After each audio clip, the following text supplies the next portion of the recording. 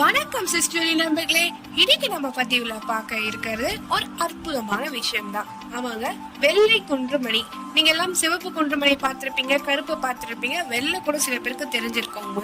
அதோட மகத்துவம் என்னன்றது நம்ம இந்த வீடியோல பார்க்கலாம்.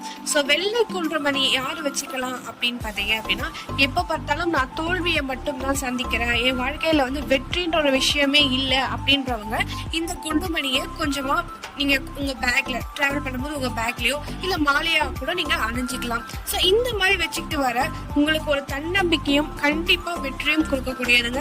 அது மட்டும் இல்லாம படிக்கிற பசங்க அணிஞ்சிக்கிறாங்க இல்ல கையில வச்சுக்கிறாங்கன்னா கண்டிப்பா சக்சஸ் கொடுக்கக்கூடியது. சோ இதை பத்தி டீடைல்ஸ் இன்னும் வேணா நம்பரை ஸ்கிரீன்ல கொடுக்குறேன், மறக்காம கான்டாக்ட் பண்ணி கேட்டுக்கோங்க.